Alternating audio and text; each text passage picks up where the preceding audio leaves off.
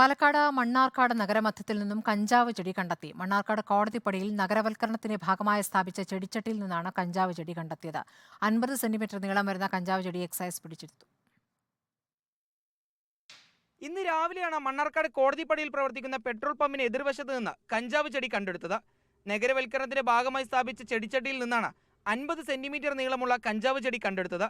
നാട്ടുകാർ വിവരമറിയിച്ചതിന്റെ അടിസ്ഥാനത്തിലെത്തിയ എക്സൈസ് ഉദ്യോഗസ്ഥർ പരിശോധന നടത്തി ചെടി കഞ്ചാവ് തന്നെയാണെന്ന് ഉറപ്പിച്ചു.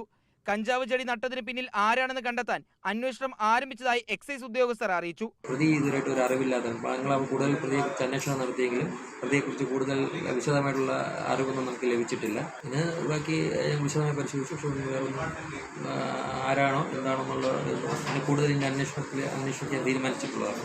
നേരത്തെ കഞ്ചാവ് കേസുകളിൽ ഉൾപ്പെട്ടവരെ ഉദ്യോഗസ്ഥർ നിരീക്ഷിക്കുന്നുണ്ട്. പ്രദേശത്തെ CCTV ദൃശ്യങ്ങൾ കൂടി കേന്ദ്രീകരിച്ച് അന്വേഷണം വ്യാപിപ്പിക്കാനാണ് എക്സൈസ് ഉദ്യോഗസ്ഥരുടെ തീരുമാനം. റിപ്പോർട്ടർ, പാലക്കാട്.